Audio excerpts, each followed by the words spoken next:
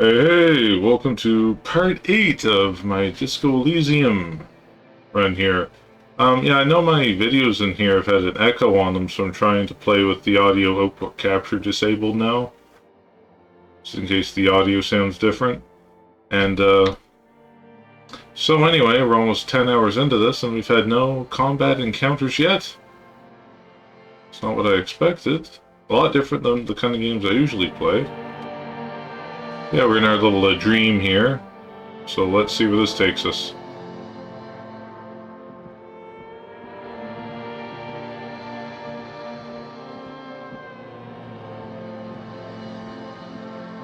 Disco lights?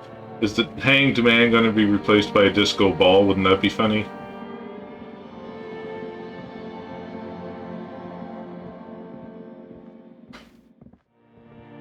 It is moi!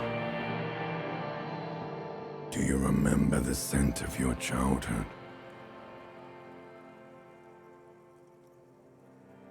What is this? What it says on the can, Harry. Answer the question. I can't remember what happened yesterday. I remember nothing. Do you remember your wife's hand on your face?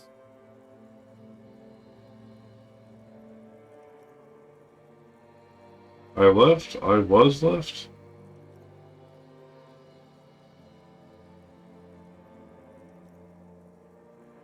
Does his wife leave him? That's how that usually goes, wasn't it? I was left. That's right, funky baby. And you just stood there. One hand on the bottle and the other on your dick. Watching her go. Let it all be dragged away from you.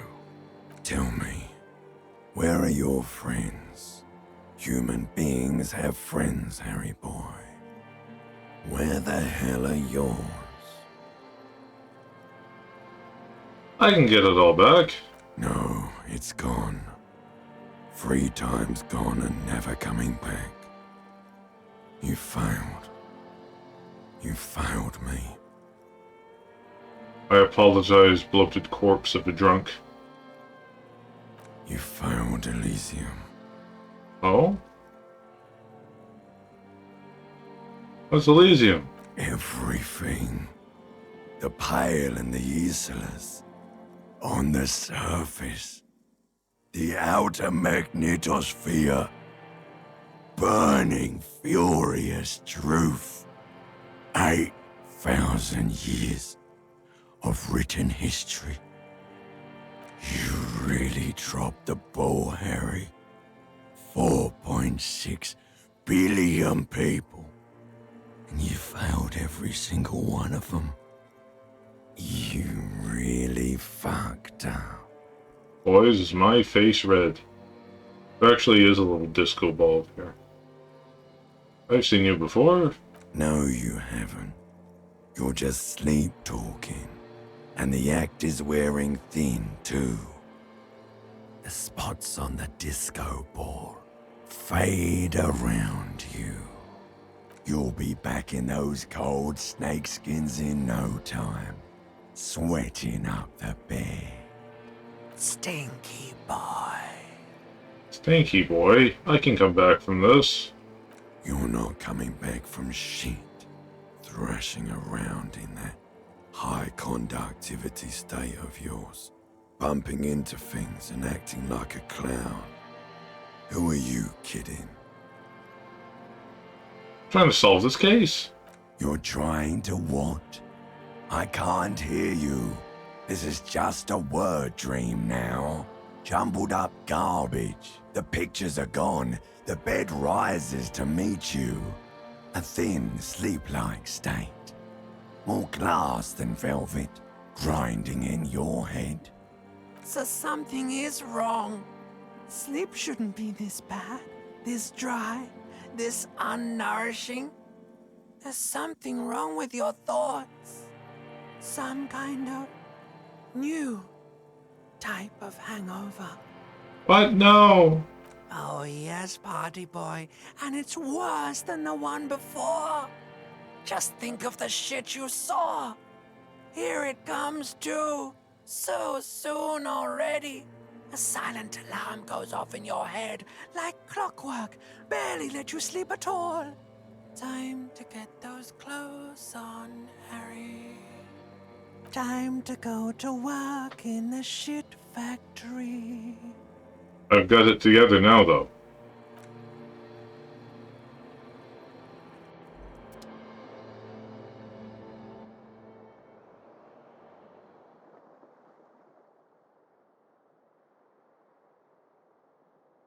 Can I get up here? Room and whirling, everybody logs, but for 9. Alright, that's like, I only need like another 4 relay, 472 relay, that's easy. You can swing Get that. going, buddy.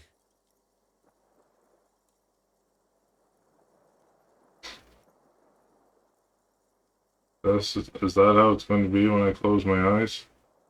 Yes. Wait till you see the one with the chick in it. It's gonna be a good one.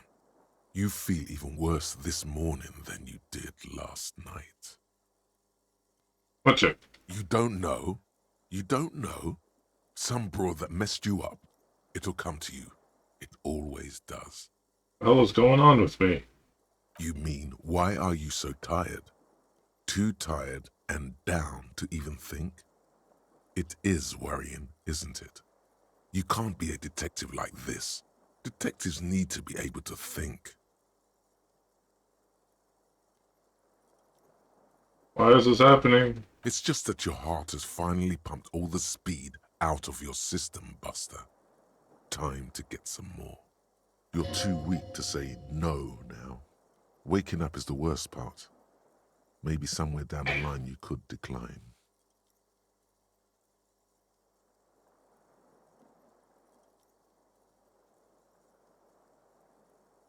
What is speed? Speed is a potent central nervous system stimulant. It kept you propped up all day yesterday, despite your debilitating hangover. How else did you think you even got up from this floor? It's power, man. It's professionalism. It makes you feel like you're young again and ready to detect. Ready to go to war against the world. No, I can take this. I'm not going to go for speed. Are you sure? Ready to live as this pathetic shell of yourself for days? Basically, a week. Let's be honest, 2 weeks. Maybe 3. You won't make it. Half the town will be dead by then. You will be fired. That's a lie. I can do without the speed. Half the town won't be dead. Suit yourself, slow, sad shell man. See how you do without your spark. I still have my booze to fall back on. Can I look in the mirror now? A mirror hangs on the wall, covered in steam. You cannot see yourself, just the outlines of a man. You have no memory of the face that awaits you there, underneath the soft vapor. Look in the mirror. As you slowly reach your hand towards the surface of the mirror. Abort. You clearly have not thought this through. You won't like what you see there, and you will never unbecome it. Look in the mirror. Behold. You have no idea who this thing is, do you? He's a late-stage alcoholic.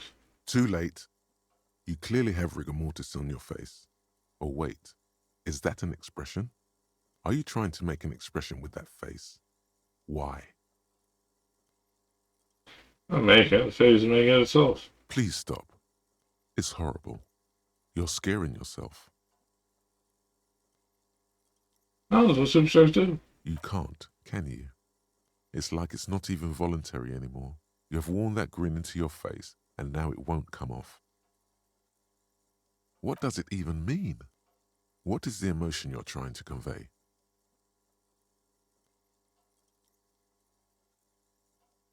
Tired and barely sometimes. Why off? Sad as being away.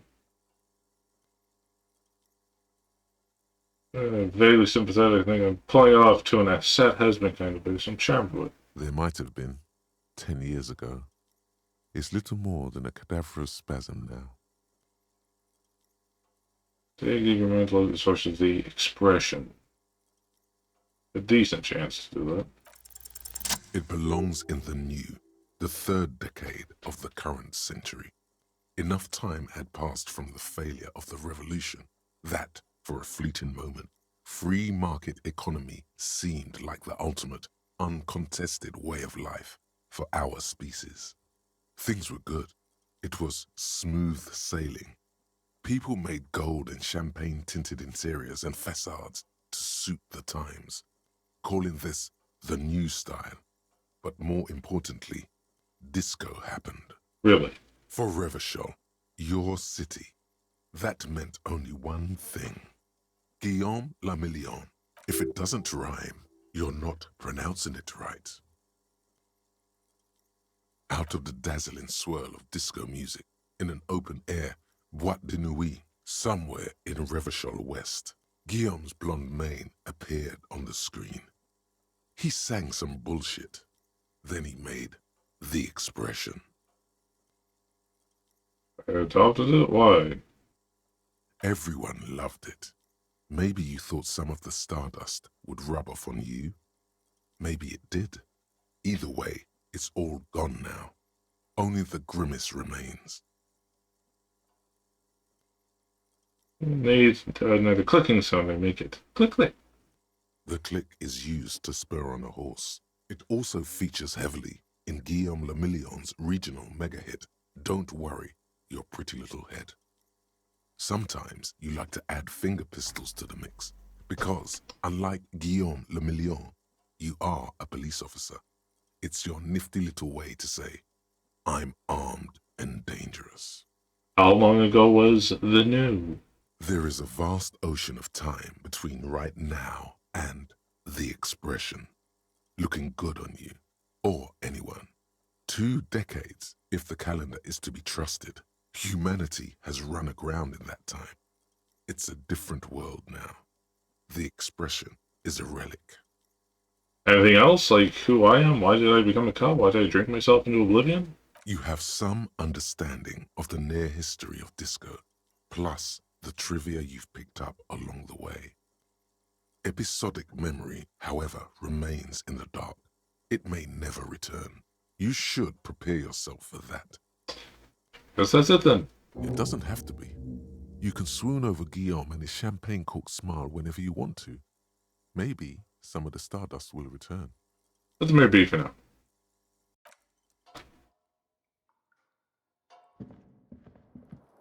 Where's my Asian BFF? How do I unlock more of this stuff?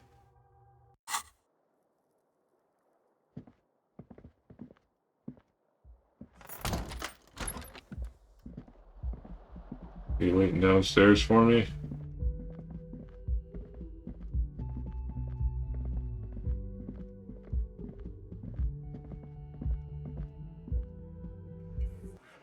What?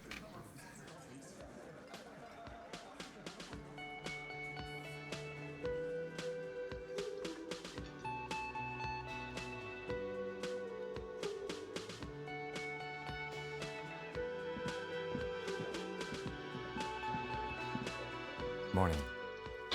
Morning to ya. Looks like we can get to work at once. The Union muscle turned up. They look rowdy. We should talk to them. What do you mean, rowdy? I mean ungovernable. Martinez isn't exactly enthusiastic about the RCA being here. They prefer to be policed by the Union. These men here, men who drink beer for breakfast, there's talk of an armed wing of the Union called the Hardy Boys, who are responsible for state policing. I think it's them. Hardy Boys? What about the Babysitters Club? Are these men that Garrett told us about yesterday? I completely forgot. Sorry, I had a rough night's sleep. It's them by the looks of it. Loud and nasty, just like the manager said. One loose thread less to worry about, and one big problem to replace it. so many of them. Maybe we should call in reinforcements. That would just escalate tensions. No captain would sign off on it. Solving one murder isn't worth a conflict between the RCM and the Debarders Union. In fact, even the death of 2 detectives might not warrant an all-out war. So let's keep a cool head, okay? Okay. One more thing before we do. We don't have to talk to them immediately. We can walk right past them, continue with our business. Uh-huh. Yeah, streetwise. Zoom right past. Do it on your own terms. But aren't you curious to know what they have to say about the murder? They're in no hurry to leave. They think they own the place. Anyway, I leave that choice to you. Whatever you decide is fine by me.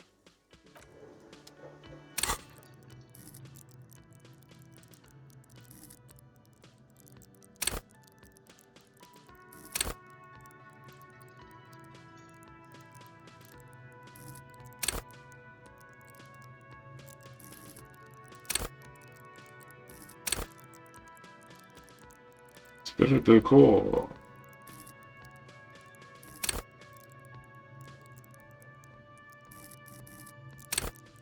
I like perception. And I like logic.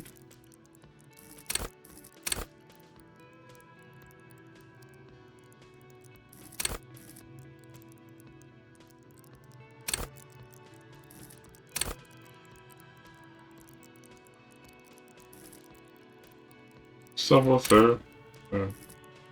Stun with immense panache. Sneak under their noses. Just to react.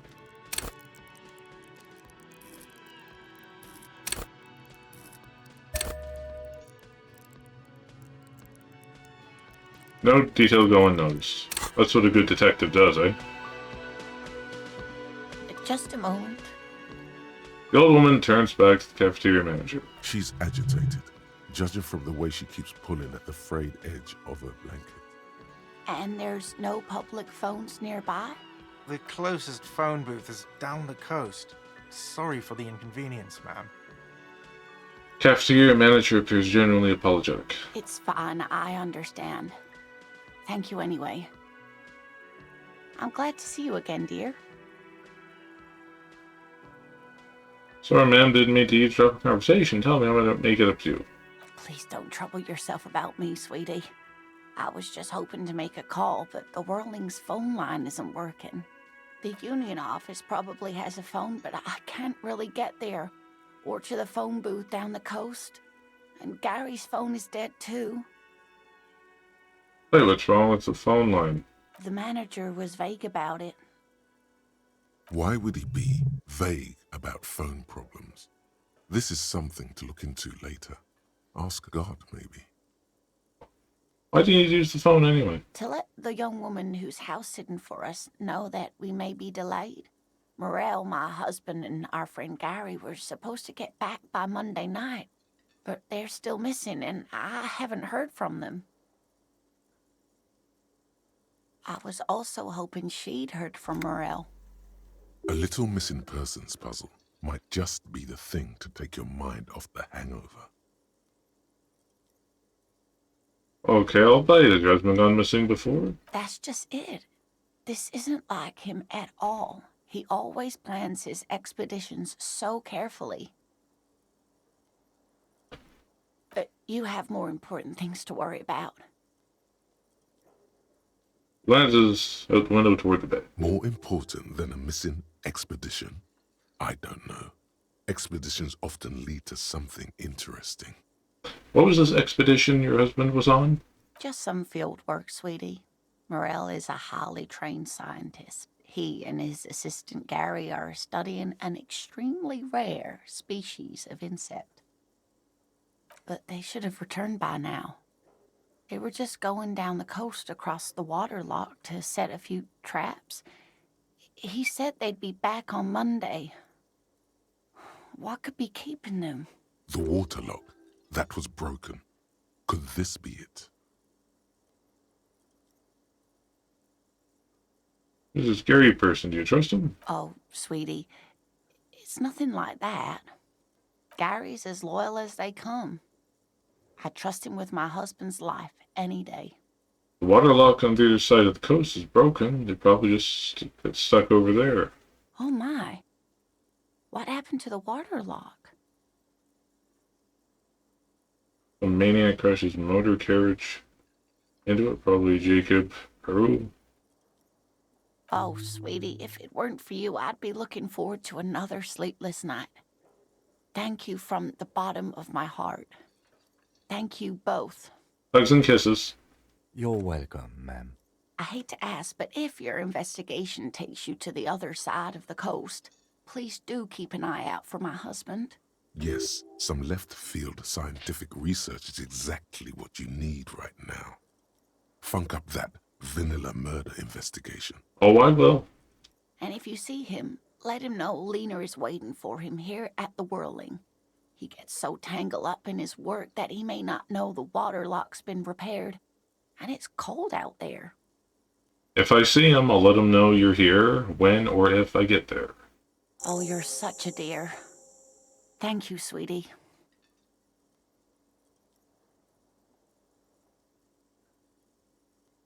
Oh, more looks, character, relationship. Oh dear. I'm not sure where to begin. What's your husband look like? Well, his expression is slightly grumpy, but his eyes are always bright and curious, like a small boy's. And his palms are quite coarse from all the field work, but he's quite gentle. You can't go around Revachol feeling grown men's hands. If you want to find her husband, you'll need more concrete information. Let's try again. If I were trying to meet him on the street, what would I look for? Oh, well, he's a bit shorter than you, but with a larger frame, and he has longish white hair, usually a bit uncombed. You might say wild, even. The lieutenant pulls out his notebook and begins jotting down the woman's description.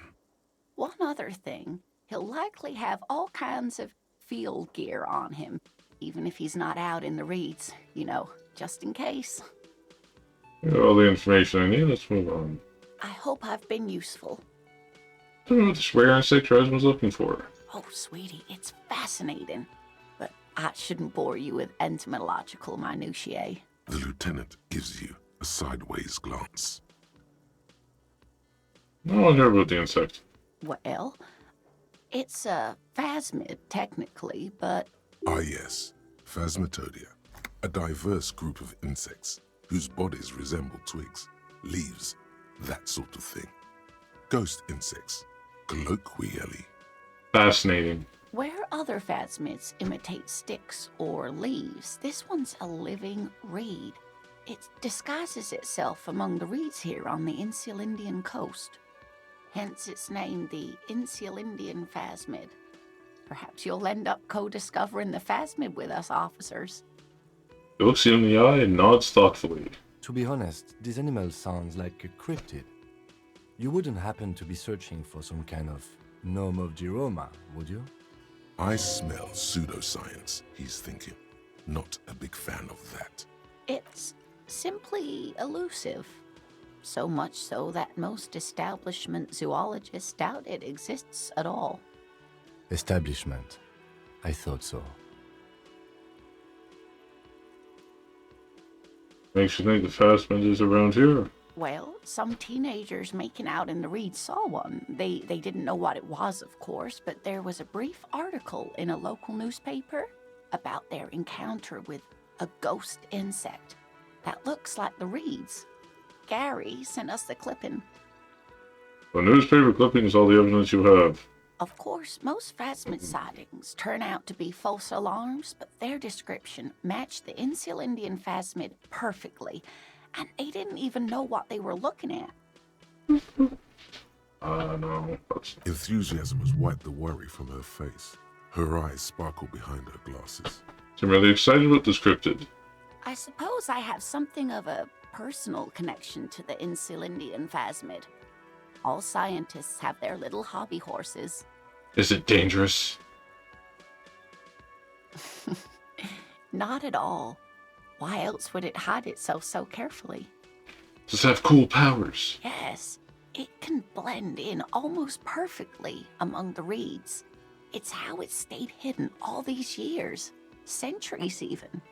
Okay, what's so special with the stick bug then? Oh dear. I'm afraid I'm not explaining this very well. It is very special. Is that an aphrodisiac? The woman's face flushes with embarrassment. Erectile dysfunction? Morel can explain it all much better. I wish you could hear him describe it. Then you'd understand, I'm sure. Well, for now, ma'am.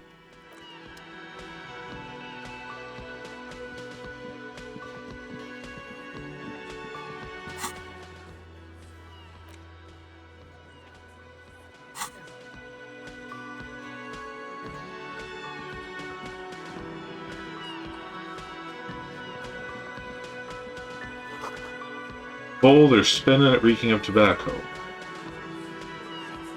Those are nasty. Let me handle this.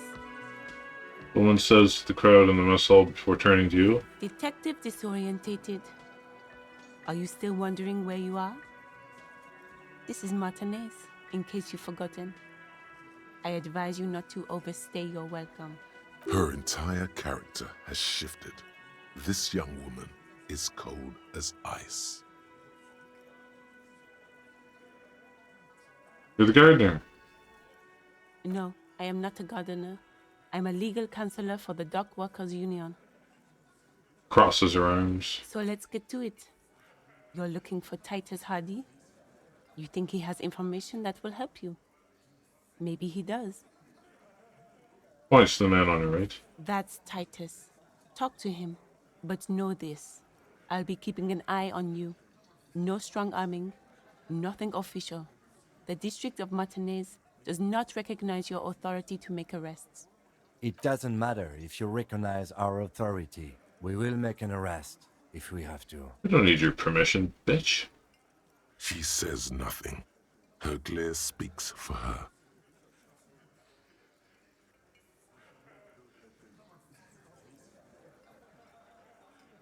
What's your role in all this? Like I already told you, I'm a legal counselor. Do you have hearing problems?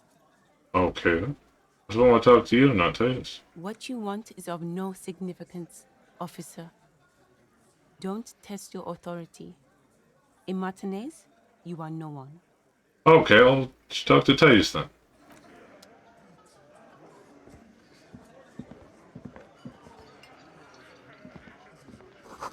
What are some men in overalls toting guns and Union placards? Hawthorn bushes outside. Monica's titties are big. Haha. Sure are.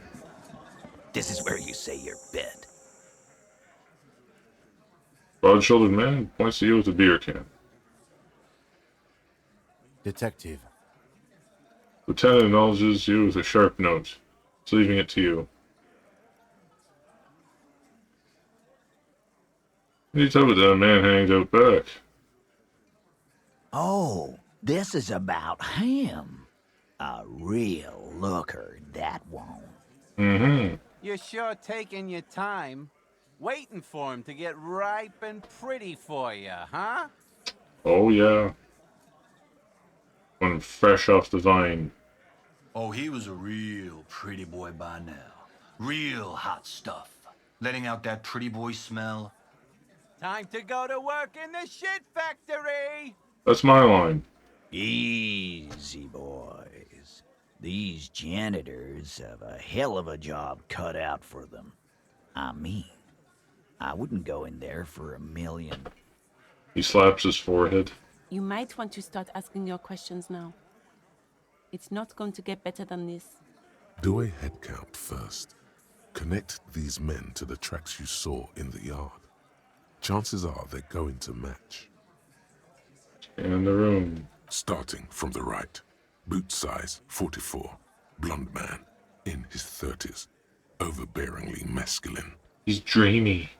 Sitting on his right. Standard working boots. Size 45 or 46. Eldest in the room. Probably mid-50s. Smoker. Quiet. Across at the other table. Hobnailed working boots. Size 43. Gang tattoos. Mesk or Sarah Maritzian. in his late 30s, early 40s. He spent his youth in Villalobos, a housing project in the Jamrock Quarter. There were incarcerations, hard to say what else. The ink is fading. And then, standard working boot, steel reinforced toes, size 46, the big dick, wide at the shoulders and lean at the hips, rugby cap, fingerless gloves, and numerous scars, a little under 40. The emblem on his vest says Rowing Club. A little patch below it reads T. Hardy, Captain. In the far corner, standard working boot, steel reinforced toes, size 44, 40-something, non-alcoholic beverage in hand. You squint. Is that a plectrum? Where? On his neck. Forget it. It's not important. Let's call this one the musician. Okay then. And the little guy? Size 41, with the light step. Not a child, after all. An older man with a rat face, mean, watery eyes, and 2 front teeth missing. In the middle, heaving and wheezing. Big guy. Boot size 46, deep marks. Probably carried the victim over. He, alone, is 130 kilos. Add the man in armor, and you could easily exceed 220. Uh-huh. Bad Angus. In conclusion, these 7 are the actors on the crime scene. The footprints were theirs, but there's a discrepancy. One of them's missing. The odd soul? Exactly. You've stood there for about 4 seconds, not saying anything. Hit them with questions. Where's the 8th Hardy? The fuck is with you, fella? Found 8 sets of footprints, but there are only 7 of you. Where's the 8th Hardy boy? What are you talking about, madman? There's no 8th Hardy boy. There's 7 of us and we're all here. It's not her? Or what? You want to be the 8th Hardy boy? We ain't hiring. Shakes his head. Actually, boss, we've been talking and we think she could maybe... She? So there's an 8th Hardy, and it's a Hardy girl? Who might it be? Elizabeth? The gardener? Shut the fuck up, Glenn! I do the talking here. Now what the fuck do you want, cop? It has to be good, if he won't let you pursue it. Looks like the lieutenant thinks so too. So let me get this straight. There is an 8th Hardy boy. It's a she, and you don't like us talking about her? That's right. We're not talking about this. This is a private Hardy Boys matter. Nothing to do with your shit. End. He points at the lieutenant. You're not cops here. Don't go digging around if you don't want a bullet in the back of your head. I'm watching you. Good. We are all watching each other. Officer, your question.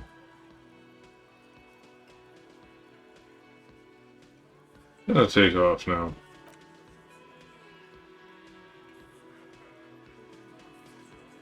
I'm not gonna bother asking if he did it, because...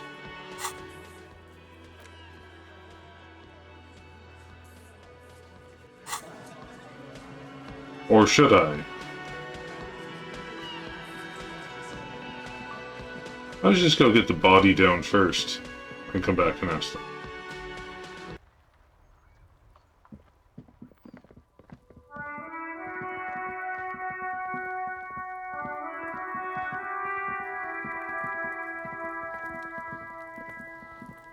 Does he not like it when I run? Kudo! You're still chucking rocks, Kudo! There he still is, looking right through you with his white eyes. The body below is entirely dedicated to that corpse smell. Emitting it is all it does now. Everyone else is throwing up. As you breathe in, the odor comes over you. It's a smell of the mind telling you to run, and your stomach to wring itself empty. With your hands at your sides and your eyes squinting, you stand in it. It's a puzzle. What's hanging in front of you is a puzzle of decaying flesh, tattoos, and tendons. Do they always do that? They do after 7 days, yes. We are deep in decomposition here. So close. The man before you is naked, but for a pair of underpants and enameled boots. His skin is greenish, marbled with decaying veins, and blotched by lividity. A fading web of tattoos covers his chest and shoulders. The cargo belt used to fasten him to the branch above appears industrial in strength. Like the boots. The material appears to be ceramic. Its clean white stands in stark contrast to the decaying flesh above the knee. The man wore thick polymer socks, probably for padding. A fine array of interlocking plates covers them. Delicate and fragile, they feel alien to the world around you, out of place somehow. These are clearly not boots. They're armor, possibly part of a larger set. They're just boots, are they? This is the armor he was stripped of. Indeed. Technically speaking, these are sabatons, not boots. Sabaton! Oh, the lieutenant uses a memo technique A6. That's not just any notebook. It's a classic.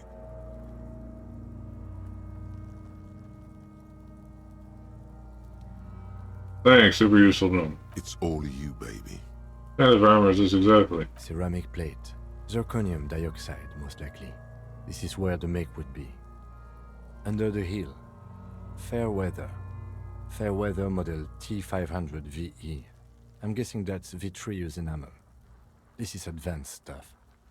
Where's the rest of it? Scavenged by the locals? Piece by piece. He's been out here for 7 days. It would be odd if they didn't. We should keep a lookout for these species. The armor could yield information. This is one thing he might actually know. He nods toward Kuno, who's eyeing you suspiciously.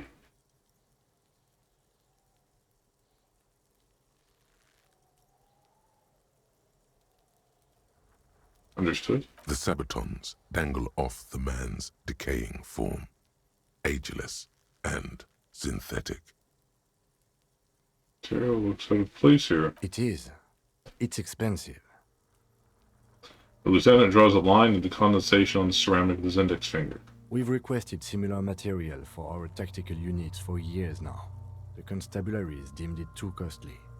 In that time, we've lost 6 men to semi-automatics. How much are we talking about? For a full set, about 4 years of wages. House. For the northwest region of Revachol, an officer's average yearly income is 5,500 real, unadjusted for rank. A year the pay is 5,500 real? Not too much, yes.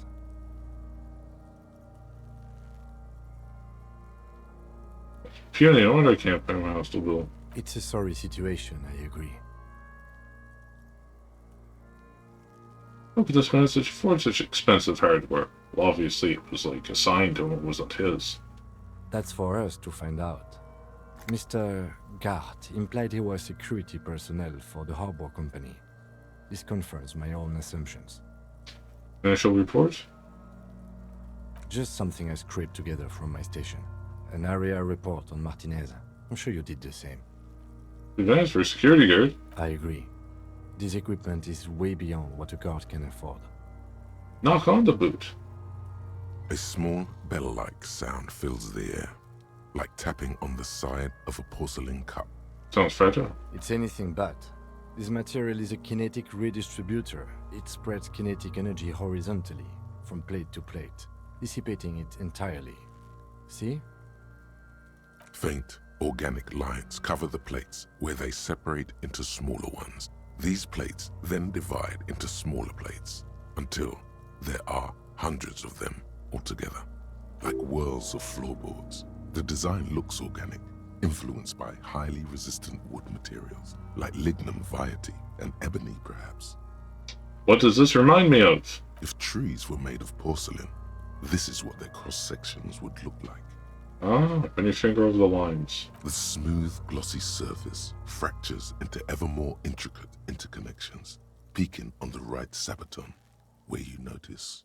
The whorls are in the shape of a letter and number combination, E50, 100, 1000. Point to it. Looks like there's a serial number on the right sabaton. Good. Can you read it to me? He tips the drawing ball point of his pen on his tongue.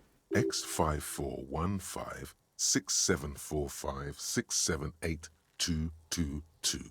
How would I lie? Let's lie. I'm not doing that. 50, 100, and 1000. We have a make and a number. That's something. We can use the radio in my kinema when we're done. Either station can chase it for us. The cadaver slowly twists on the cargo belt, his torso covered in tattoos, and extremities blotched pink and blue. Inspect the belt. The hangman's knot is pulled tight by the weight of the corpse below. Yellow, hard-edged polyester cuts into his neck. Above, a sliding buckle ties the belt to the branch. This is a steel-reinforced cargo lashing belt, big brother of the regular cargo belt. It's used for tying cargo under 6-rotor airships. Don't ask me how I know. This is a lashing belt used for airlifting cargo. Airlifting? I thought it was used on lorries for strapping cargo to them.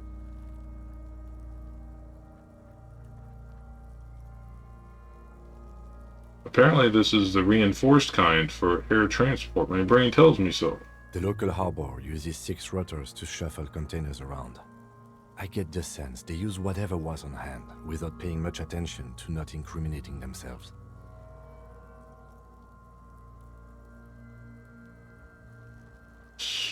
There's some of the dogbreeds from the harbor did it? I'm still approaching this as a lynching, yes. Motivated by the ongoing strike. You? Makes sense. Believably mundane. I feel like there's something else.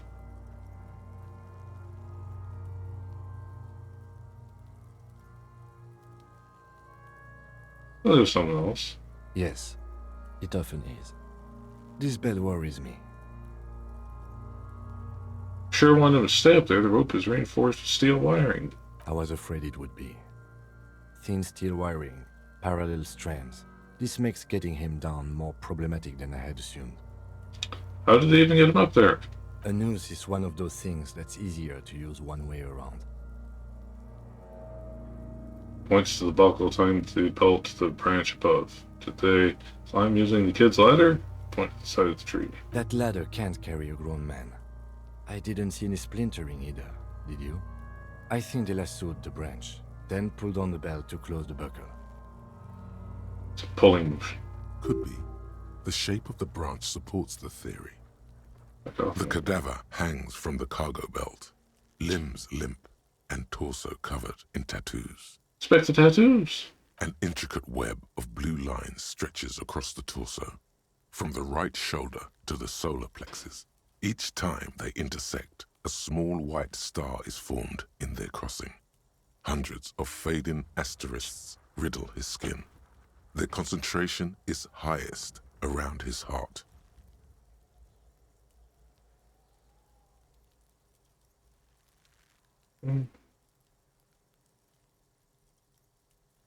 Sky, microelectric national pattern? Of no nation that I know of. If anything, it reminds me of religious illumination, last or penultimate century. Men who live harsh lives often turn to innocentic worship. But which one? I see no trace of a humanoid figure. We're missing something here. I agree. Sudden rain fills the air as the lieutenant pulls down the zipper of his orange jacket. He wears a wide leather belt around his waist and a gun holster under his arm. He takes a thin piece of milled aluminium from his coat pocket and pulls it open. Sounds like a sword being unsheathed. A small lens appears. Some sort of camera. Let the lieutenant work. Shit, Kuno! What the fuck is that? An instant color camera. Produces 2 metal-capped ampoules and clicks them into place on the side of the apparatus. A thin slot shines there. I have only 2 ampoules, so nobody move. I don't want to waste one. He points the camera at the corpse, peering into it. The lens needs adjusting, then... A sound, a shrill flash, followed by the breaking of a small ampoule of glass. You see streams of color pour onto the thick, glossy piece of paper, rolling out. In case we need it.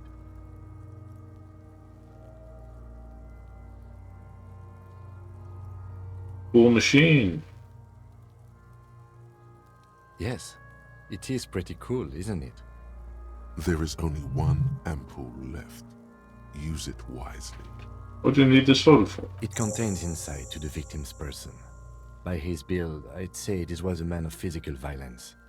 The story he wanted his body to tell was important to him. It is his letter, to us. Someone should decipher it. We'll need to show it around. Can I have it? I shall get it later without the corpse smell. Sure. Just don't lose it. Do a piece of rolled-up photo paper. It's no larger than a pack of cigarettes. The glossy-eyed corpse looks by, his mouth mute and his skin as colorful as the chemical rainbow on the photo paper, teeming with opportunistic organisms. Look him in the eye. His eyes are milky white and blind to the world, protruding comically from their sockets. There is no one home, just subaquatic terrors there. These eyes used to be blue, baby blue. These eyes, seen a lot of highs and lows. Dark brown hair grows on his head. His face is ready to explode from the organic processes inside. The death's head grin has passed. What remains is an unrecognizable mess. And the Empire. Tell me, who are you, dead man? I'm gone.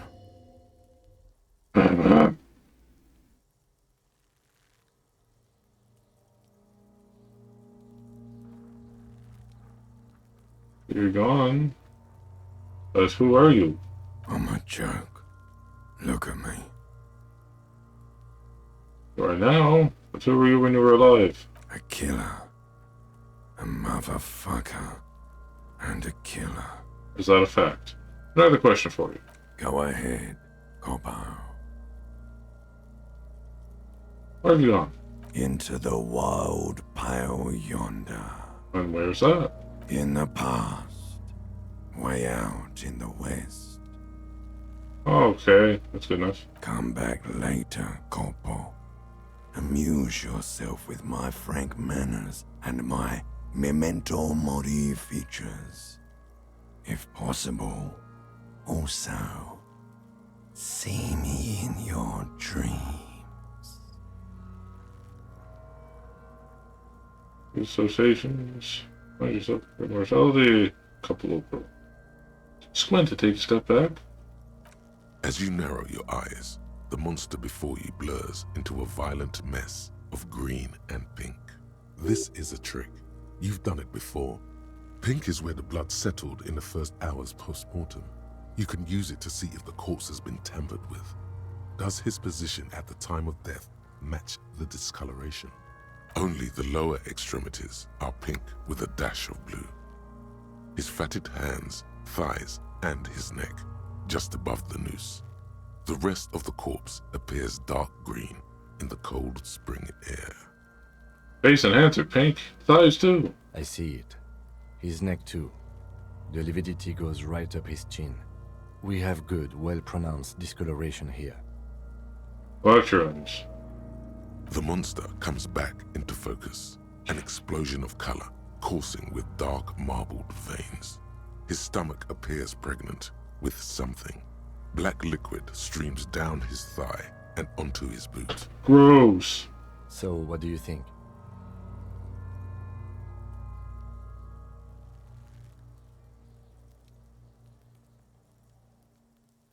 Right after his hands.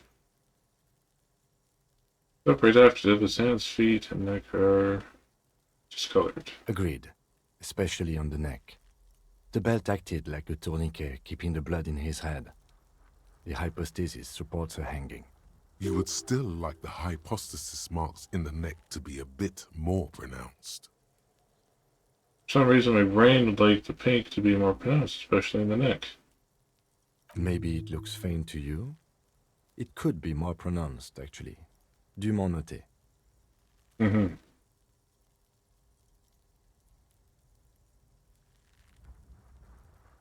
Still be he was moved after death? There's always a chance. We should check for ligament marks on his neck to see if they're in tune with the belt. We'll have to get him down first. Okay. Something's coming out of him. A pool of blood and feces has eaten into the frozen mud below the man's feet. Purge liquid is dripping into it, drop by drop. The victim appears to have contained no more than half a kilogram of digestion at the time of death. The fuck he's saying? Talking about shit. He poopied himself and didn't have much food in him.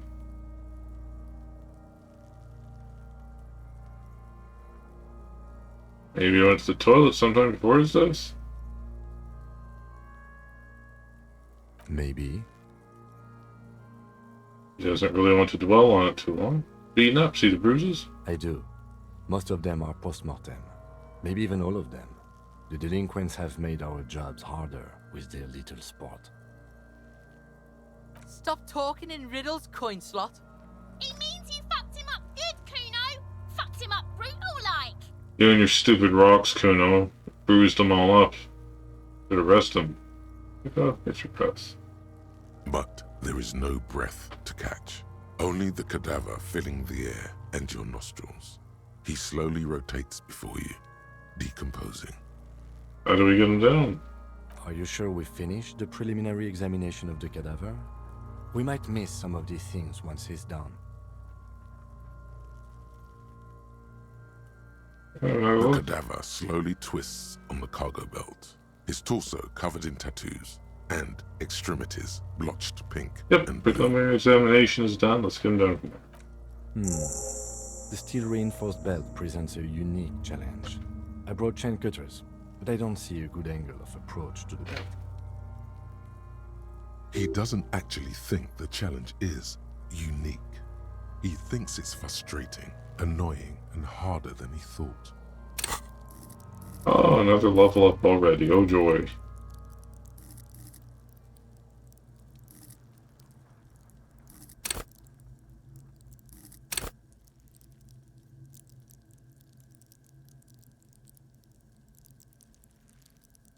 Visual calculus is fun.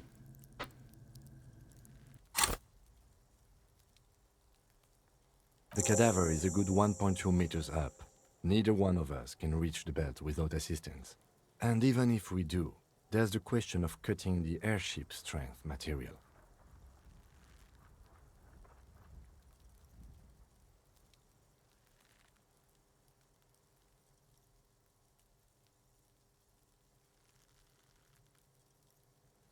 Good saw the branch. Climb up there and saw the branch? Yeah, it seems dangerous. There has to be a less risky way, with less falling down of trees.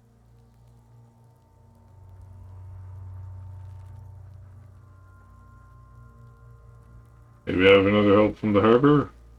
I was really hoping we wouldn't. The Union appeared to be suspect in this case. It seems like a dangerous route to go down. I would really prefer if there was another way. These people might have an agenda.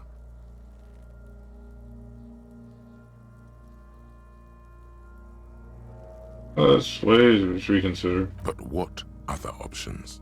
The corpse twists on the belt, like chicken on a skewer. Shoot him down.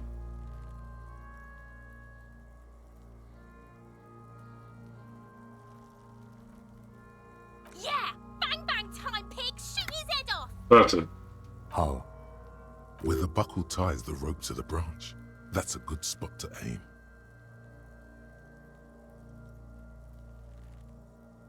There, the buckle holds the belt together. Where? Ah, yes, I see. If the shot hits that, there might be a chance to release the belt. Yeah, Now we're talking. Entertain a Kuno with some shit. They'll miss. The pigs will miss Kuno.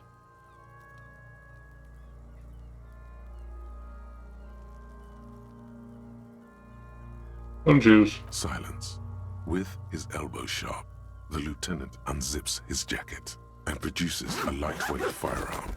He drops a paper cartridge in the barrel, separates the scouring stick, and gives the cartridge 5 tucks, securing it in place.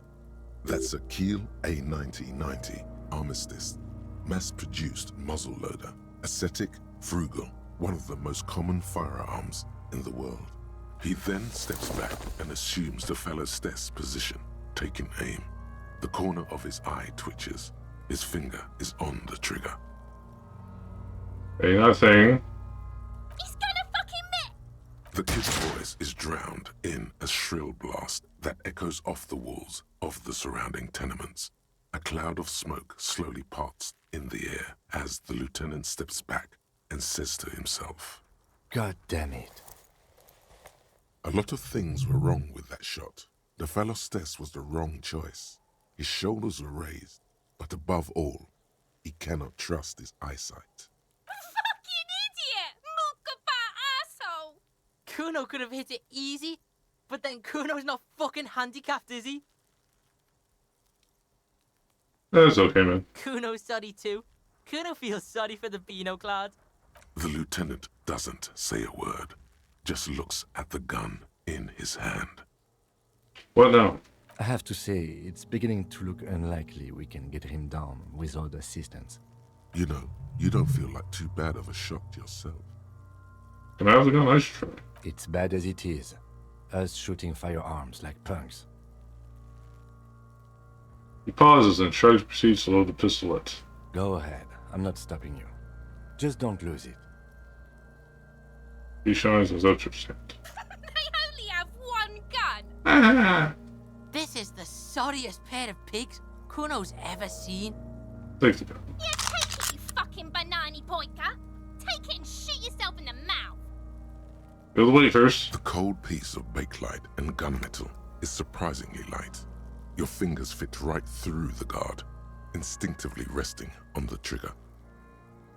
The fuck are you waiting for, Kuno? Tell him to shoot himself in the mouth. Point the gun at the belt. The buckle comes into focus in your sights. You stand with your feet planted firmly in the ground and your left hand supporting your gun arm. Why don't you just shoot yourself in your mouth? At least you won't miss.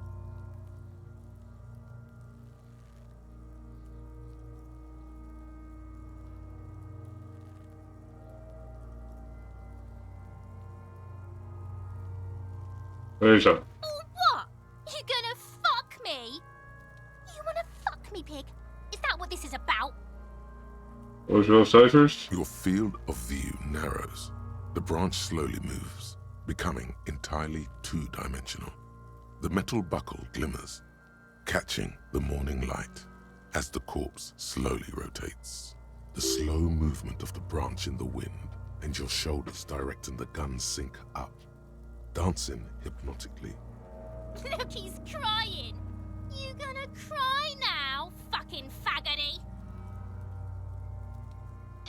Hold trigger. Booyah. The buckle explodes into tiny pieces, coming loose with a whir. With your hand numb from the recoil, you look at the body slump down. For a moment, the man appears to kneel in front of you, looking straight at you, helpless, trapped within itself. Who killed you? Communism. Oh. You're not alone there, pal. It takes a millisecond for the association to flash within your cortex. You have no idea where it's coming from, only that it's right. Then the rigor in his muscles gives up, and he smashes sideways into the spring mud, letting out a horrid stench.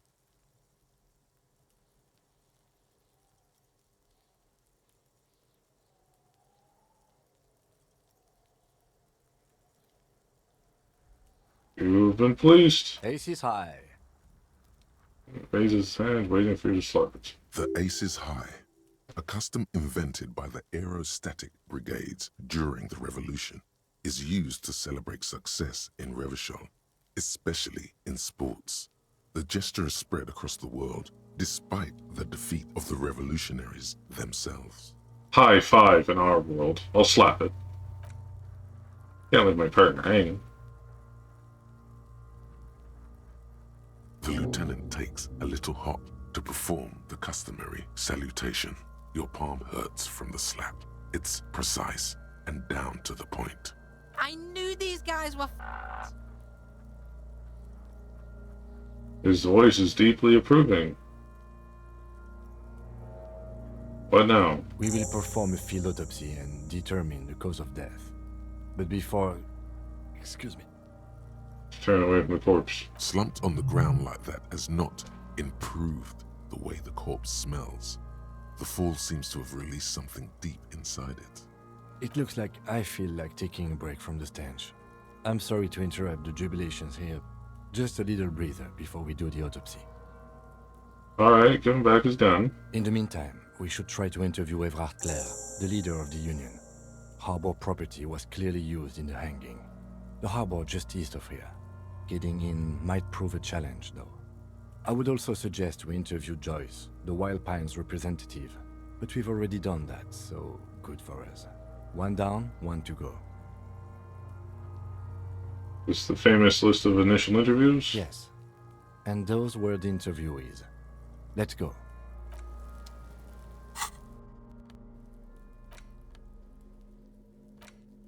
An intricate web of blue lines stretches across the torso of the hanged man, from the right shoulder to the solar plexus. Each time the lines intersect, a small white star is formed in their crossing. Hundreds of fading asterisks riddle his skin. Their concentration is highest around his heart. The pattern still kind of has an ethnic feel to it, but nothing familiar. Sorry for now. The armor. Victims number of the armor. Tattoos, autopsy.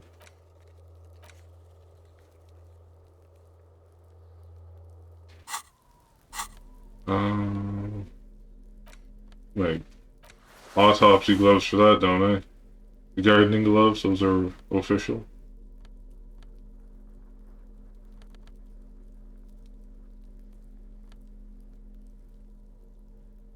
Oh, my special glasses.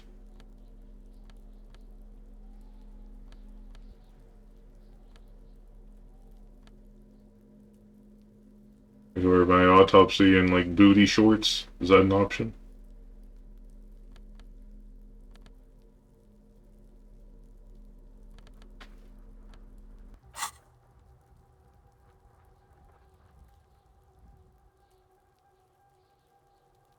Okay, Advanced Race Theory didn't actually reset when I canceled it. That's good.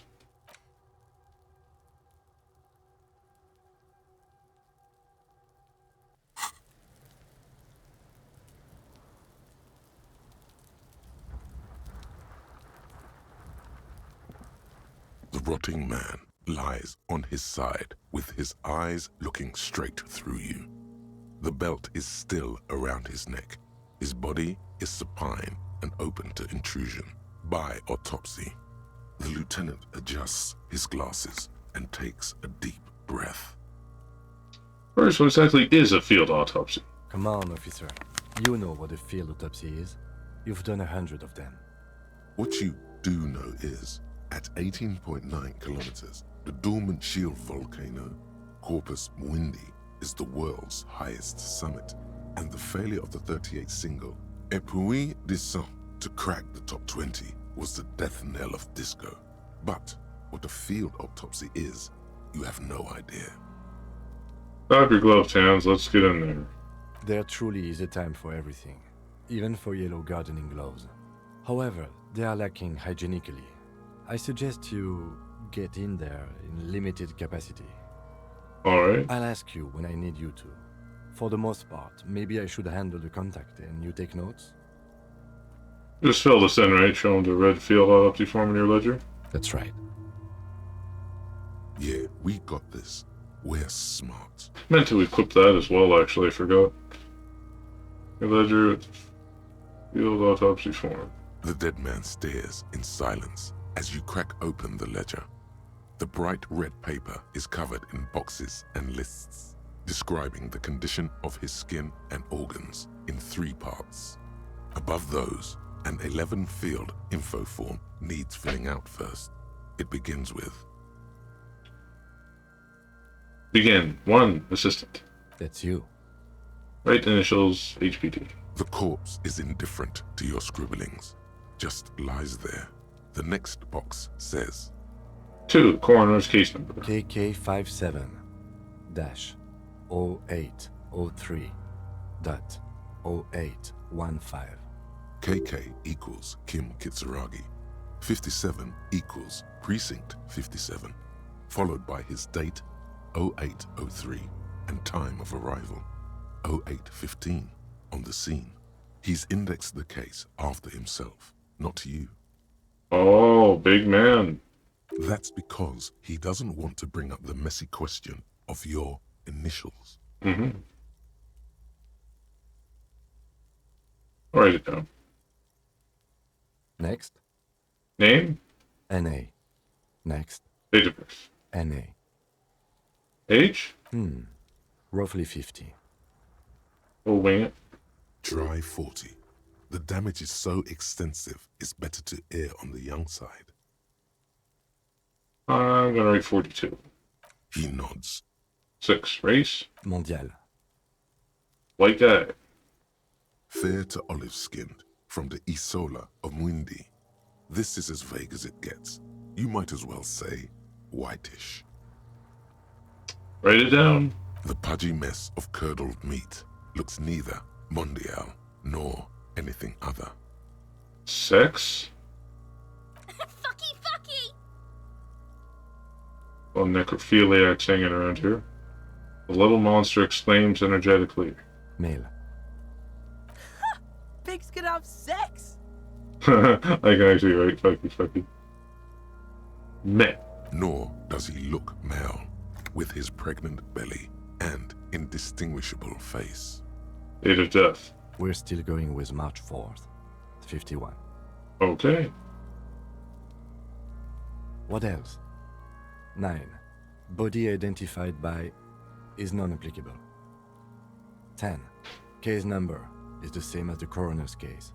KK 57 0503 0815 listens motionless, with the cargo belt still around his neck. Only 1 box remains. 11. Evidence of treatment? None. At least not after the initial examination. Likely is treatment anyway. Interfering with the body's position or wounds post-mortem. We've had that little boy chucking rocks at him. Didn't the footprints look like he was carried over? They'd have to have incapacitated and carried him over. This man was more than a match for untrained dog walkers. Laid his hand on the dead man's chest as if in preparation. Your central nervous system recognizes this gesture. It's the stations of the breath. Ecclesiastic, religious in nature, a holdout from pre-DeLorean burial rites. It takes him 2 seconds to perform. Then... We should start the post-mortem.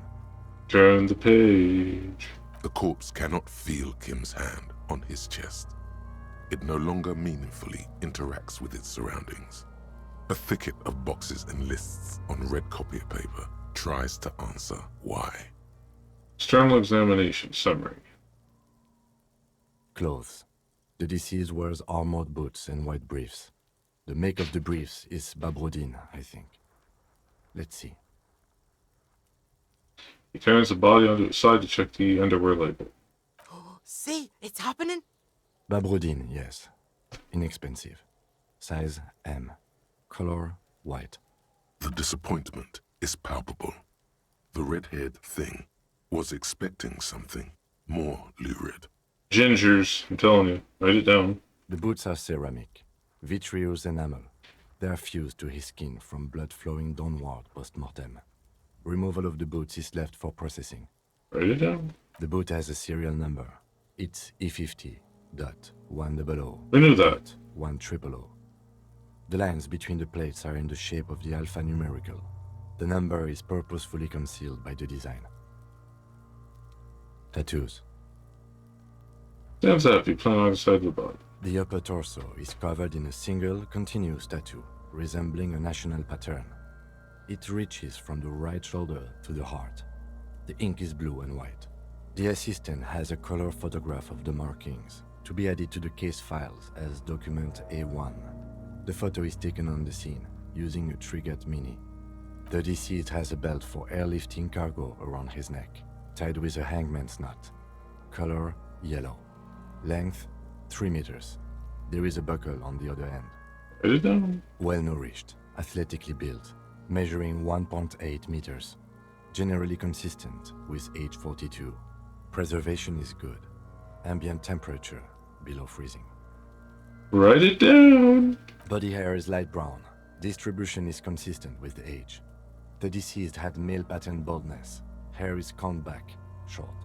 That's corpse's hair before moving on. The hair under your latex fingers feels cold to touch, wet. Stroke his hair, but gently. The stench is suffocating. Strands of dark brown hair start sticking to the latex of the glove, like thread off a rag doll's head. There must be brilliantine in there. He's combed his hair back with oil. Keep petting him. More hair sticks to the glove. Hair off the rain-soaked head of a dead man. There are bumps and dips on the skull below. An alien landscape. For a fraction of a second you feel something. An irregularity. But then it's gone. Too minute to register in your mind.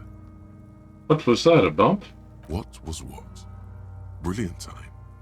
There's brilliantine in his hair. Write it down, adding brilliantine.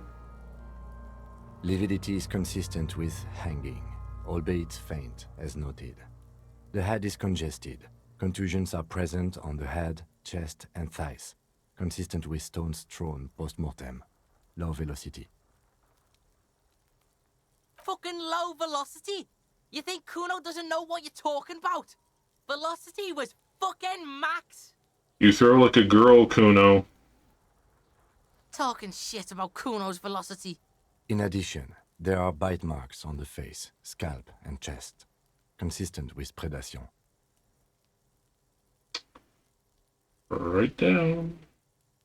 Ligature mark.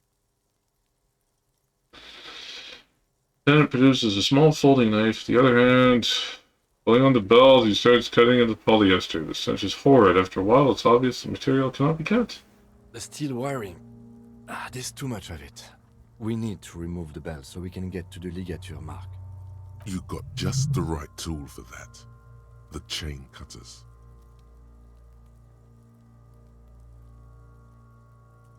Good thing we got these chain cutters. Always good to think ahead. Now, Once the rope squeezing the dead man's neck. we need to cut the belt to see the ligature mark below. Carefully, with as much precision as you can. See, my pig is gonna fuck his head off. No, he ain't. Your pig's a boring fuck. Look for a good spot to cut. The belt is equally tight around the whole circumference of his neck, swelling over the edges like white bread rising from the east. Gross. The knot is the weak spot. The chain cutters fit in there. Steady now, like a flower arranger. 2 cuts and it should come loose. Here goes. After some deliberation, you sink the cutters into the knot tying the belt together. You squeeze the rubber handles together, sweat forming on your brow. Press down. Snap. The knot is slashed. Another cut and the belt falls apart like a flower bouquet, revealing the dead man's neck and the dark red ligature mark around it. The rope rises to a point, leaving a gap in the ligature mark. The suspension point is in the back of the neck. The lieutenant has kneeled closer, running his finger along the darkwood groove until there's a gap. Hemorrhaging is observed on the skin, above and below the ligature mark. The mark is well pronounced, consistent with a drop from 1 or 1.5 meters. Write it down. Chest is intact. Normal contour. Abdomen is protuberant. Pelvis intact. Genitalia... Kuno's gonna love this. Pulls down the man's underpants. No! Let's get up and see! I fucking knew it! Genitalia is male and unremarkable. No evidence of injury. Inspect the genitals. The dead man's penis is average-sized, congested from the downward collection of blood. The testicles are uneven in length, hanging underneath. The genitalia is greenish. Marbling is present around the crotch. Write it down and move on. Back is symmetrical and intact. Upper and lower extremities are intact, but asymmetrical. There are combat injuries on the right hand, thigh, and hip. In addition, I see smaller, residual scars, too numerous to count, covering about 30% of his skin. From wounds sustained over 2, maybe more decades, dispersal and accumulation indicates long and active combat duty.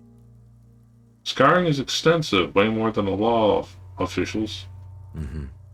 We have a real museum here. Of battles, wars. Write it down. Last item, hands. Pick up the hand. The hand feels heavy, filled with decay liquids, like it's ready to explode if squeezed hard enough. You're suddenly repulsed, so much so you feel compelled to drop it. Hands are clean. No sign of injury from struggling. Were you expecting any? I was. Maybe I'm just not seeing them. Honestly, this stench is making it hard for me to think at the moment. Write it down. Ooh. That's all for the external. Well done. What next?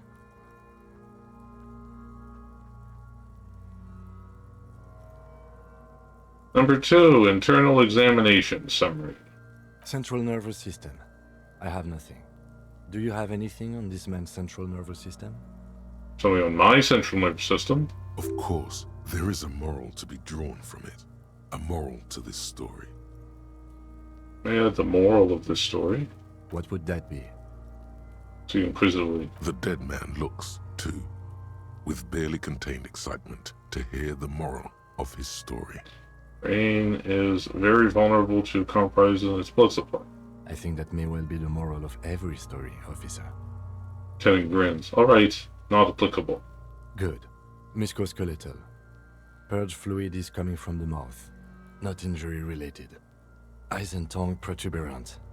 Hyoid bone. Let's see. With his eyes almost closed, the lieutenant puts his hand on the dead man's throat and begins to massage it, gently. A rotting smell erupts from the mouth. Purge fluid runs down his lips, black and viscous. You hear cracks as the lieutenant moves his sharp fingers inside the flesh, like the creaking of an old house at night. Yeah, jack that fucker off! The hyoid bone is fractured. The rest of the musculoskeletal system is intact. Unremarkable. Respiratory system. Back hunched, as if in prayer, he begins to probe the dead man's jaws. He stops to exert more force. Both hands are used. Oral cavity shows no lesions.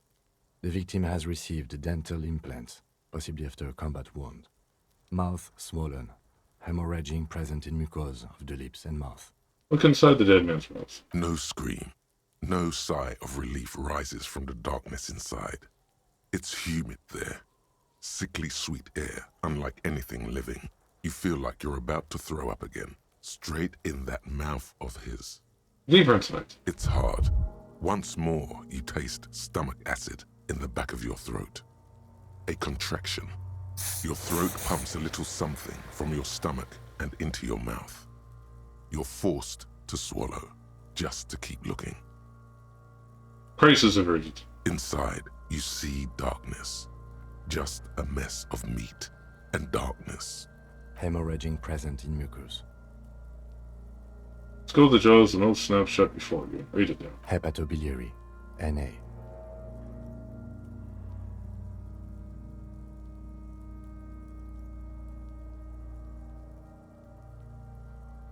Why, don't we have anything? Are you a hepatobiliary expert? Well, kinda. He looks at the corpse's stomach with a mixture of tiredness and disgust. Hepato means liver, and biliary, the gallbladder and bile ducts.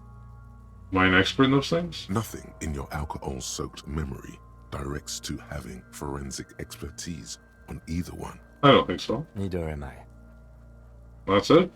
That's it. Alright, NA. Same for toxicology and serology. NA. NA. Cardiovascular. The body exhibits heavy lividity. Blood has gathered in the hands, feet, and neck. Hypostasis is visually consistent with the hanging. Write it down. Gastrointestinal. Sigh of approaching relief. This is the last field on the list. He looks around at the ground and pool of feces there. This will do. Yeah. Digested semi-solid food in stomach. Voila.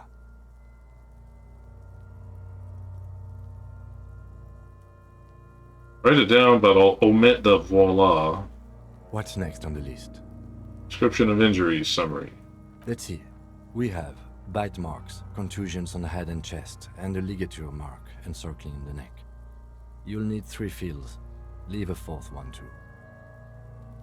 Be thorough if you want maximum results. Bite marks. Head, chest, and scalp bite mark injuries. Predation by birds has caused damage to the body. Odontologist does not need to be consulted. I didn't bite him. And your opinion, officer? This discussion, there are 2 boxes. What is that? It's the non-fatal post-mortem stuff. Agreed. Next injury? Contusions. So, the scalp bleeds from a post-mortem head injury, a stone. The injury does not have the rim of an early inflammatory response. The perpetrator on the scene has confessed to causing it post-mortem. At maximum velocity, fucko! Has confessed to causing it at maximum velocity. Mm-hmm. Coagulated blood sticks to his scalp and chest, where the countless stones have hit the dead man. Beneath, the description of injury. 2 boxes. Non-fatal post-mortem. Next. Right. Next. Ligature mark. Finish the autopsy. A dark red abraded ligature mark encircling the neck, with a gap on the nape measuring, let's say, 7 centimeters. The hyoid bone is fractured, the cervical column intact. I see hemorrhaging on the skin, above and below the ligature mark. Depth of the mark, 1 centimeter. No signs of clawing on the neck. Below the note, 2 customary boxes wait to be ticked. The man's head jerks to the side. The ring around his neck is visible. Think for a moment. There's time. Don't rush. Well, that'd be our fatal injury, I would say. That's it. We have established cause of death. It's not much, and it leaves much to be questioned. But it's a start. Let's wrap this up. I pronounce this field autopsy over.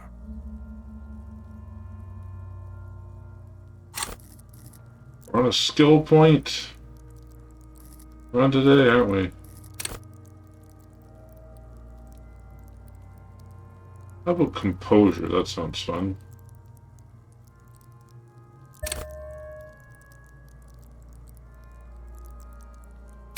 Keep our poker face. First, how did it go? Well, we established probable cause of death. Some would say that's the goal of an autopsy. What else? We were thorough with the list of injuries, too. We described them all in detail. What is there to say? Given the circumstances, it was a professional field autopsy. Usually don't involve the use of firearms in autopsies, but okay. What now? I need a copy of that autopsy form. Then I will drive him to Faubourg. We copy the autopsy pages. For processing. It's the dead man one last time, then it's the red paper in your hand, then it's the corpse again. You tilt your head, also looking at the corpse. I'm sure we didn't get everything. There's always something. Tell me something, dead man. Shoot, Looney Rooney. What's happening? What do you mean? Talk to me. It's the power of your... Black frothy liquid starts bubbling on his lips. imagination. Cool. Go ahead. Ask me more questions. You fucking love questions. Why do I love questions so much? Because you're a copperoonie. Look at all of them go. Do you want more questions? Give me a comical amount of questions. Coming right up, copperoonie Rooney. My name Rooney? Fuck no. You're no Rooney. It's obviously not who I am. Between you and me, your name is probably Harry. I think I got a lot of Harry lately. You might be onto something there. Why do I feel like I've forgotten something terrible? Because you have. Who killed you other than communism? Love did me in, Provocopo. It was love all along. Oh? Which was it that killed you then, love or communism? Huh? Said love killed you, and then I fell down. Said it was communism. You're misquoting me, Rooney. I said communism killed me. Love did me in. Oh. You really need to learn the difference, buddy. This is embarrassing. I guess so. Can you ask me a question? Sure, Lobo. I can ask you a question. Why are you doing this? Looking at my face, motionless, looking into my eyes, standing here. Why are you investigating my murder?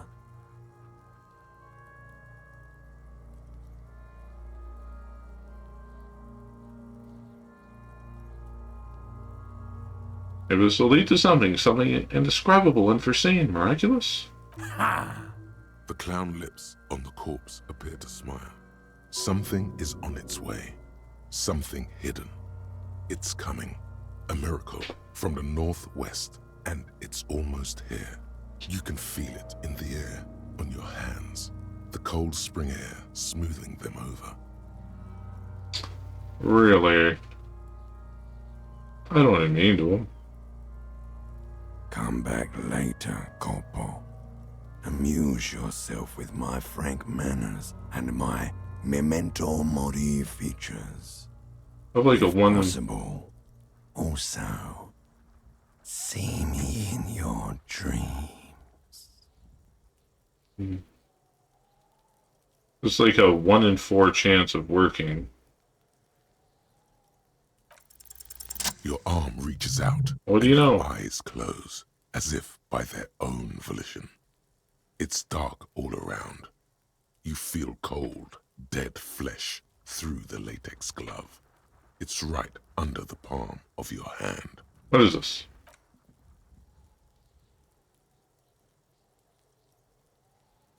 His face, his cheeks, his nose, his fat, swollen lips. Like a rubber spider, your gloved hand crawls on his features. Everything is silent, all around. All up his nostrils? They are swollen shut. You need to really push to get in. Fingers and toes. Only the little one fits. The flesh changes shape as you bore in, searching for something in the cartilage. The fuck is he doing? I don't know, man. Hear a voice squeak, it sounds very far away. The thing you're looking for, it's not there. Crawl out, spider. Use his nose. You pick it between your fingers. The mass is even larger than your nose. Very porous somehow. Like it's about to pop. Keep crawling, lest you break it. Fingers in his mouth.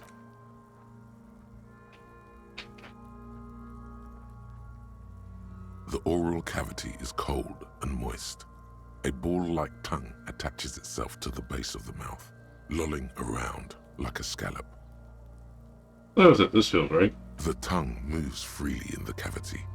The mucus of the mouth is slippery, fragile, even through the latex. From the soft meat, teeth are budding. Hard pearls of bone in the gums and in the back of the mouth.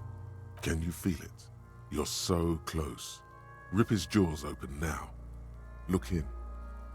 Okay, open your eyes and look. A vision of black and dark red death, pried open by your hands and studded with teeth. Looks like he's laughing. Death fumes rising from his throat. And there, in the back of his mouth, above the bell of the uvula, right in the soft palate, you see a hole, barely visible to the human eye. It is swollen shut, almost vanished. No larger than 0.4 centimeters in radius, the edges appear darkened. An abrasion collar. This is what we're after. Abrasion collar. Abrasion collar. Don't look, son. There's a pen in his hand and a notebook open with paper. Kuno is silent. Touch it with your finger gently. A black trickle of liquid runs into his throat from the wound. Put your finger in. Your index fits right in there. A tight tunnel of flesh opens up. Tissue damage. Wide enough for 2 fingers. As you push both in, you reach through his mouth, right into his brainstem. The fuck is happening? Ah, shit, see? Brainstem? Yes, that's what this part is called. Get on first. The basal ganglia feels clumpy. What entered here has torn apart his reptilian complex. This man will never sleep again. Never wake. I guess not. We'll push deeper. Your yellow fingers slide into the remains of the limbic system. There is no resistance. It's gelatinous. The slug-like structures are damaged too. The tearing extends deep into both hemispheres. Someone, like, stab him through the mouth or shoot him there or something? This is what he used to regulate his emotions with. There's a cavity cut right between the hemispheres. The lieutenant answers with the sound of his pen on paper. Fucking cavity, see? Your fingers are all the way in now, reaching toward the inside of his skull. The cavity goes further, but the entry wound isn't wide enough for the rest of your hand to follow. Really? Your fingers reach toward his skull. His cerebral cortex feels like jelly. Cold jelly. Strange fluid streams down your wrist as you push deeper until you feel it on the tip of your finger. Ice cold serrated metal. Its edges cut right through the latex and into your finger. The solid object under the skull. Can you get to it? Skull first. There's a tiny crack, a protrusion in the cranium, right in the back of his head. Your finger must be pointing straight at it, from the inside. The object that is in there stops just short of the skull, in the encephalus, knocking this tiny fracture into the cranium. Mm-hmm. This is the irregularity you felt before, the one that was too tiny to register consciously. We have the makings of a very small exit wound here. Lieutenant leans closer. Forget about the fucking exit wound, Beano. The pig is wearing him like a fuck puppet. Haha. We'll fish it out.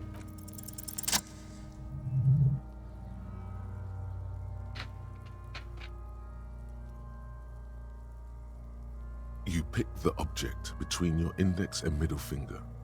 It feels sharp, like metal. With your face twisting from pain and concentration, all you need to do is just... Whisper, I got it. My pig's fucking got it?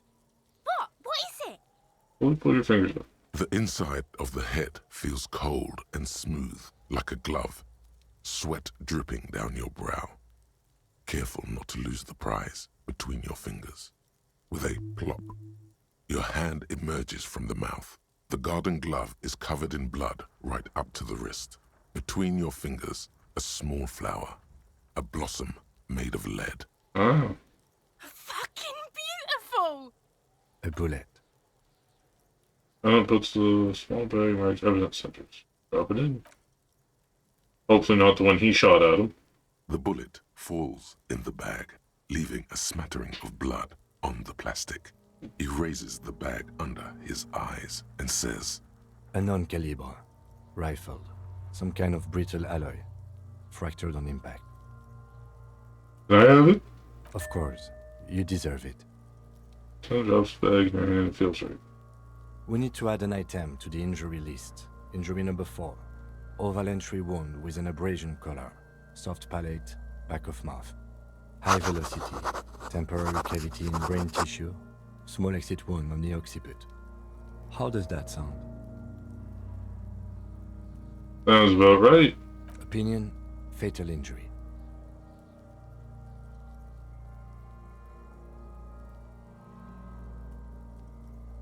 That's what we thought the last time.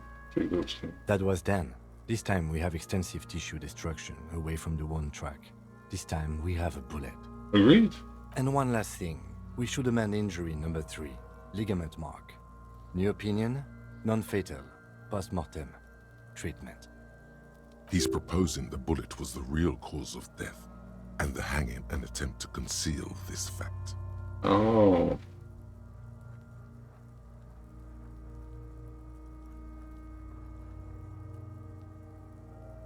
The ligament mark fractured by Odborn, it was all treatment. Yes, and the belt around his neck. The hanging. Even dragging him to the yard. All of it was done after this man was already dead.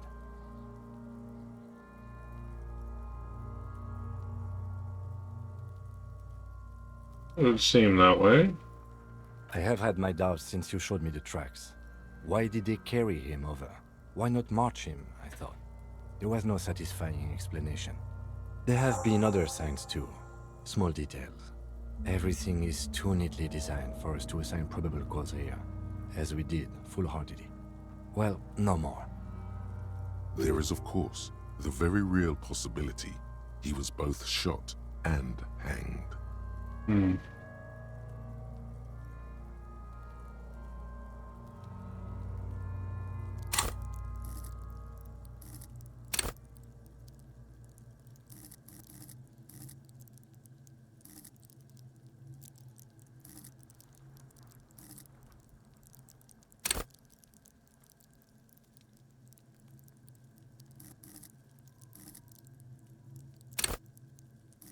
Done an encyclopedia in a while, but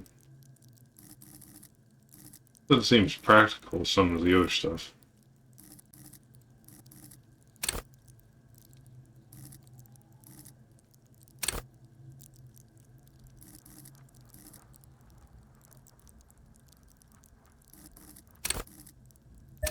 You never have too much logic, you know. There's just shot him while they hanged him. To put him out of his misery? It's possible, but it does not explain all the other dubious things here. Lack of struggle, primarily. I may be intellectually sloppy, but I prefer one theory at a time. And this just smacks of treatment to me. Yes. Maybe the bullet hole to my answers. Yes, we should take a closer look at it. I am certain it has more to tell us. This little thing could reveal much about the weapon that shot it. What happens next? We bag the corpse and carry him to the holding pen of my kinema. I can transport him to processing myself, but I will be gone for the rest of the day. You'll be gone? What should I do in the meanwhile? Work on the case. Tend to personal matters. Try not to do anything too dangerous. An officer needs backup in a neighborhood like this. I'll leave that choice to you. And one more thing. Great work, detective. Damn right. After you bag the corpse, Lieutenant Kitsuragi will leave the party until tomorrow morning. You can do side tasks, and even the main case, but it might be more difficult. Plan his exit accordingly. Just a sec, I still need your car to, like, call in the serial number and... I think I need to do that trick with the headlights, don't I? What time out here? over an hour and a half. It's a long stream. What was that chick up there? I should go talk to her.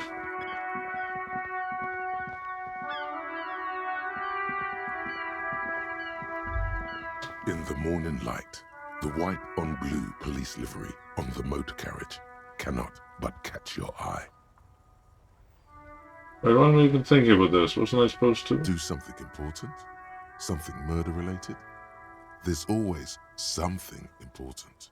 Doesn't mean you can't take a moment to admire this piece of machinery.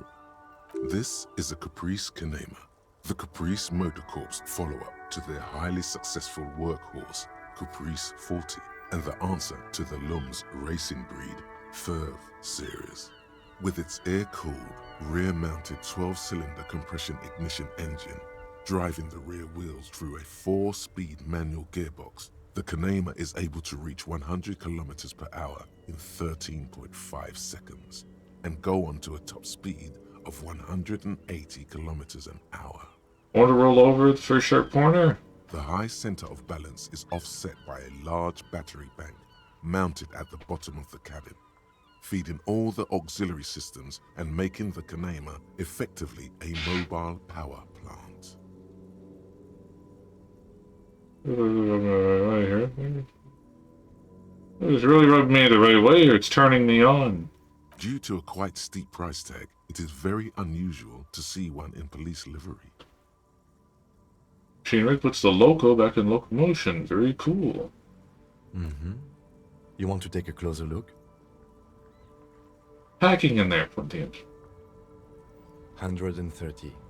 I reckon that's a 7-liter V12 there. Wow. Man, that's got to be a major advancement over the KR18 GU engine on the old Caprice 40. Let it rub your chin, a 7-liter V12? That's one of the 340 miles, right? Yeah, you know it? Lieutenant seems surprised. This is the basics: cast iron blocks, roll chamber injection, dual chains, driving overhead, camshafts, 2 valves per cylinder, hydraulic valve lash adjustment. Yes, that's right. I'm very impressed that you know these things.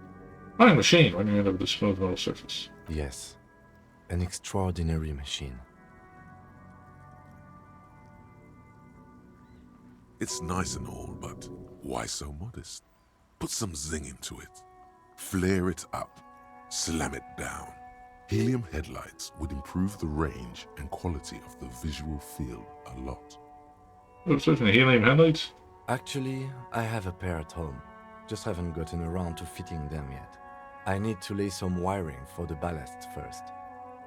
When we get this case solved, maybe we can do it together. You want to help? Thank you for the offer. That might be fun. Let's do the case first, though, alright? He liked the idea. Okay, very good. Take off these gross gloves, shouldn't I?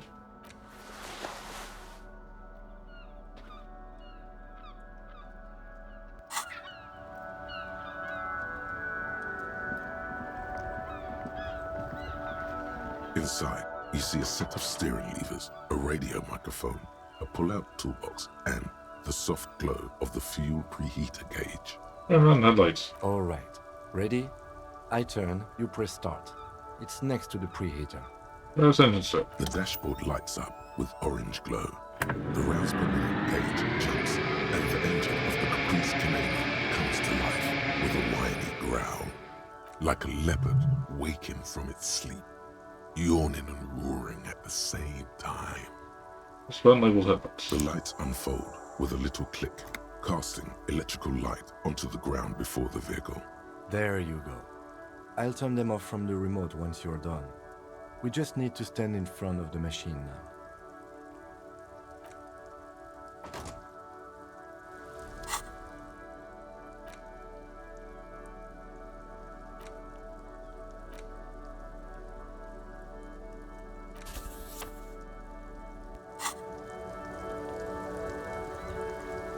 Inside, you see a set of steering levers, a radio microphone. Go stand over here to do it? As you hold your ledger's clip under the headlamp, An iridescent hologram appears. A street grid and the veins of a great river. A familiar sensation washes over you. There she is. Revachol West. Noted pride in the tone's voice. Around the borders of the watermark are dozens, no, hundreds of micro-perforations. Look at the shimmering street grid. The rectangular watermark is overlaid with the logo of the RCM, and yet the major arteries of Revachol are all recognizable. They shimmer in the Kanema's headlights. Wait, look around. A rat brazenly darts past you and disappears amongst the stopped lorries. In the distance, a child somewhere shrieks. A woman reprimands her in a voice no quieter than the child's cry. Ah, Martinez. Smells the air and says, "Where are we on this, my talisman?" Let me see. Takes a ledger moment, specs it. Right here. I'm sure I've seen worse. Oh, yes. Coal City. Le Royaume. The burnt-out quarter. Look at the perforations. There are many of them, and they are divided into 3 separate rows. Tally up the different rows. The first row has 18 dots. Not bad. Not bad for what? You don't even know what it means yet. What about the next one? The next is the longest. It runs all the way around the border, and then some. Count them individually. You count 216 perforations. Considering that nice, large number, a wave of pride washes over you. Though you can't say why, precisely. What about the last row? The last row has 3 perforations. 3, that's it? That's it. What do all these holes mean? What dots in the watermark? Those are perforations. They represent your record as an officer of the RCM. They are your statistics, as it were. I should have guessed you'd keep a record. Officers often do.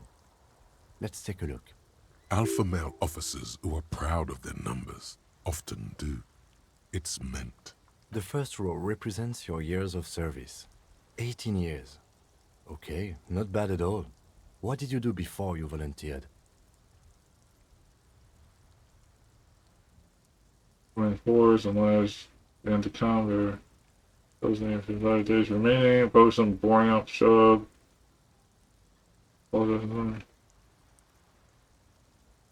Wait, 18 years I've done this? That's what it says. I might have guessed even longer based on your age. What did you do all those blissful years of your youth?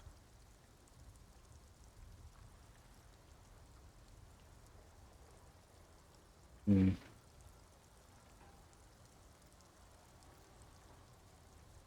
feel like I just went around apologizing all the time. Maybe you were a diplomat, or in PR. Doesn't matter, I suppose. Let's move on, shall we? This next row, the one that wraps all the way around, is your number of closed cases. Closed is good. It means finished. You've got, let's see... Wow, more than 200. 216 to be exact.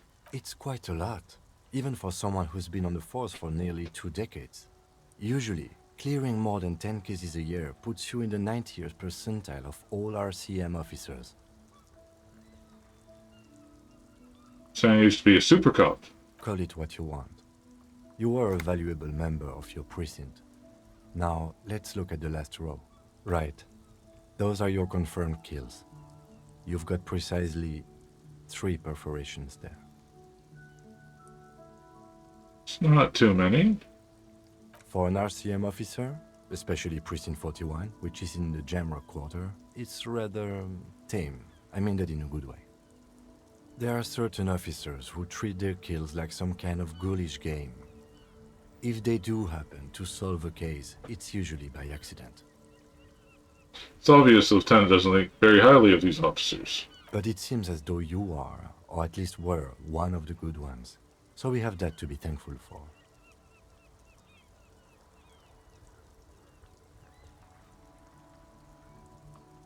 How do you handle the strain? Everyone has their own method of coping.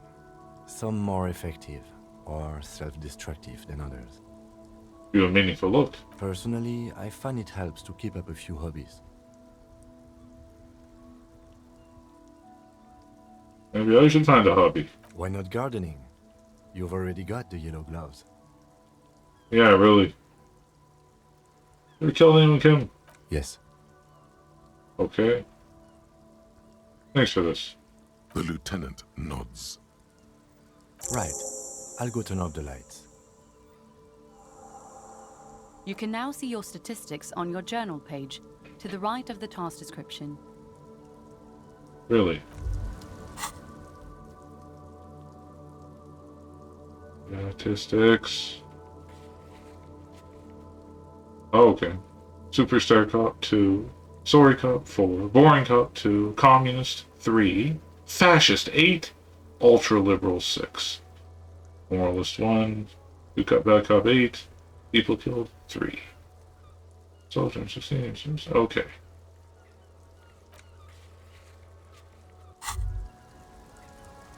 Hey, so we've been monitoring you internally, and now we know your Copo type. Hey there, a Capo type? Yes. Guess what's yours?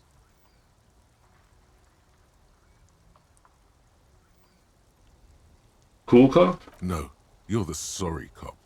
The cop who's sorriest. Let's make it official then, shall we?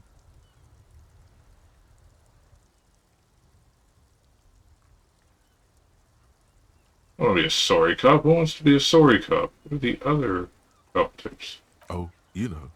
Apocalypse, Superstellar, the Advanced Interesting Cop, Liquid Shadow Cop. But you're too sorry to say those things. So, here we go. Will the other cop types be jealous? What? Jealous of the sorry cop? I think they'll be fine. Don't worry. They'll be super, super fine. It'll be totally okay. You can dual Copo type from sorry to anything. Really?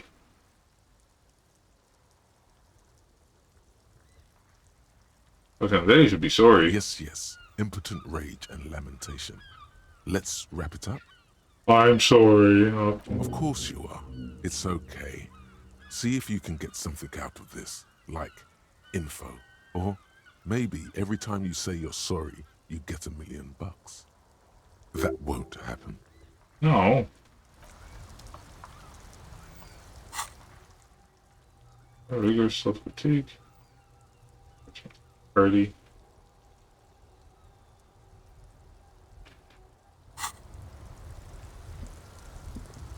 I can check that serial number. Inside, you see a set of steering levers, a radio microphone, a pull-out toolbox, and the soft glow of the fuel preheat. This is Precinct 57. How may I assist you? Could you run a serial number from a pair of armored boots for me? Sure, officer. What's the number? And the make of the armor, if you know it. E50 100,000. The make and model of the armor is Fairweather T500 VE. Got it. I'll contact the ICP database immediately. Call back tomorrow. Hopefully they'll have dug up something useful by then. Okay. The International Collaboration Police, ICP, is an inter-Isolari law enforcement service, the crown jewel in the moral intern diadem, alongside EPIS and the coalition government. It's not Insane Clown Posse? 57th, over and out. In the cabin, you see a set of steering levers, a radio on a hook, a pull-out toolbox, and the soft glow of the fuel preheater gauge. Let's tap the fuel preheater gauge, why not? As you tap on the gauge, the indicator pin jerks as if startled. It's in the large orange sector, indicating the engine is warm. Next to the gauge is a red switch labeled heat. No, that's enough fun with the foldable headlights. I know they are mesmerizing. They're also fragile. I'm not going to turn it on for you again. Oh, you know, fun. Alright guys, we're almost up to 2 hours now, so I guess we'll take a break. Thanks for watching again. I hope you're enjoying it. Give me a like and follow if you want. I'm on YouTube, Twitter, Facebook, Reddit. Yeah, and as usual, I will wish you an awesome time wherever you are. Bye-bye for now.